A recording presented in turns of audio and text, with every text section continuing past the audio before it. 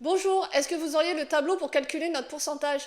Alors, c'est là que je vais vous montrer la difficulté d'avoir une réponse quand on me demande effectivement certains documents, ou est-ce que, par exemple, chez la CNP, je serais bien garantie pour telle chose ou telle chose. Je vais vous en montrer plusieurs des tableaux et vous allez voir la difficulté. Là, c'est AssureOne, c'est une assurance de banque que l'on peut trouver dans plusieurs banques différentes, d'accord? Assure Réponse One, donc ça c'est celui de 2025. Donc vous pouvez effectivement constater qu'il y a un taux ici fonctionnel, on le voit, et un professionnel. On ne voit pas le mot en entier, mais je vous avoue sur l'écran c'est pas facile. Donc il y a tous ces pourcentages, donc tout ce qui est là ce n'est pas assuré puisque ça ne fera jamais 33. Ça c'est 33, vous voyez, qui commence jusqu'à 66. Et ça dit qu'ici, il y a 50% de la mensualité qui serait prise en charge. Mais malheureusement, souvent, on ne vous la propose même pas dans une banque parce qu'elle n'est pas obligatoire. Donc, vous n'êtes pas forcé d'avoir l'invalidité partielle. Et ensuite, vous avez la 66% qui est là. D'accord? Donc, ça va être en fonction de ça. Ça, c'est pour une banque. Ensuite, vous avez les autres. Je suis désolée, on ne voit pas forcément très bien, mais ça, en fait, c'est la banque postale. La banque postale, sur la notice, à 551. Le souci, effectivement, c'est que là, carrément, vous n'êtes pas en état d'invalidité permanente totale au titre de ce contrat. Aucune prestation n'est due au titre du contrat. Donc, ici, même si vous vouliez l'invalidité permanente partielle qui commence à 33, vous ne l'auriez pas parce que le contrat ne le propose pas du tout. Ce ne sera même pas la peine d'essayer. Il ne propose pas cette garantie sur ce contrat-là, même si vous avez ces pourcentages-là, qu'on voit 33, 37, 40, etc. Ici, ça dit que ça n'existe pas. Vous n'êtes pas en total, donc c'est bien ceux qui commencent plutôt par là. Voilà. Vous serez assuré qu'à partir du moment où vous avez ce type d'invalidité fonctionnelle, donc 60% minimal, pour 80% professionnel. Et là, on a un 66 qui apparaît, ou 70, 60, etc. Il n'y a que là qui prendront en charge.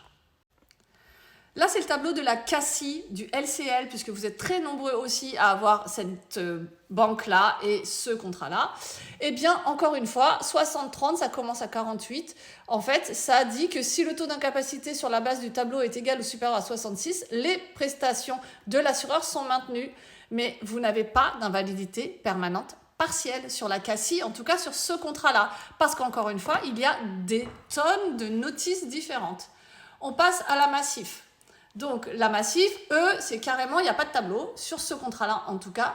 Il n'y a pas de tableau à proprement parler, mais par contre, il y a une chose qui est vraiment à changer. Alors, attendez, est-ce que vous allez le voir? Non, il faut que je rebaisse un peu comme ça. Ici, ça dit que, voilà, chacun au moins 33%. Alors, c'est pour ça que j'aime pas forcément ce contrat-là, moi, parce que ça dit qu'en cas d'invalidité permanente totale, intervient dès lors que le taux d'incapacité fonctionnelle et le taux d'incapacité professionnelle atteignent chacun au moins 30%. Ce n'est pas, par exemple, 20 et 100% et ça permettrait d'avoir un taux. C'est que minimal, ça fait 33 d'un côté et 33 de l'autre.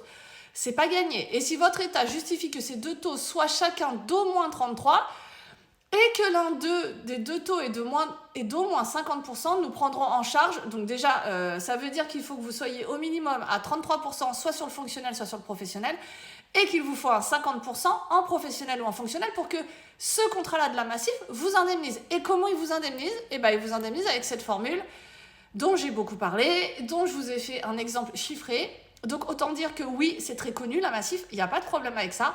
Par contre, les garanties, voilà, hein, enfin, moi, je suis désolée, celui-là, j'aime pas du tout. Et enfin, je vous ai pris qu'un seul CNP, hein, parce que des CNP, c'est pareil, il y en a des dizaines et des dizaines et des dizaines. Donc, sur un contrat CNP, vous avez ce tableau-là aussi qui apparaît. Donc, il n'y a rien qui va là du tout. Ils ne se sont pas embêtés à le faire puisque de toute façon, vous ne seriez pas assuré. Ici, c'est du partiel et en bleu foncé, c'est du professionnel. Mais il ne faut pas oublier un truc, c'est que si tu es fonctionnaire ou salarié, d'accord, ou en recherche d'emploi, etc. machin. Là, on est en revenu de référence, moins l'indice du 1er janvier, etc. Donc ça, c'est de l'indemnitaire, en fait. D'accord? Donc, vous voyez, ça peut être vite compliqué. C'est aussi pour ça que je ne peux pas vous répondre quand vous me dites « Coucou Delphine, est-ce que tu peux me dire si je suis assurée? Je suis chez Generali, je suis à la Massif, je suis chez CNP. » Il y a des dizaines, pour pas dire beaucoup plus, de conditions générales qui sont différentes. Là, je vous ai pris juste un petit panel, donc LCL, machin, Crédit Agricole, caisse d'épargne, machin, bref. Mais ensuite, dans chaque compagnie d'assurance, comme la CNP ou la CACI ou AssureOne, etc., vous avez une notice avec un numéro. Ce numéro, c'est celui-ci qui régit votre contrat. Donc la difficulté, sans ces contrats-là, sans ces documents, je ne peux pas vous accompagner, ou en tout cas, je peux toujours faire mieux parce qu'à force, on les connaît. Mais que vous n'ayez pas les notices, par contre, ça, je suis désolée, mais c'est plus entendable non plus. Donc surtout, réclamez vos documents. Et encore une fois, le pourcentage, voilà, ça dépend de votre notice. Et c'est surtout l'expert qui va venir évaluer en fonction du fonctionnel et en fonction du professionnel.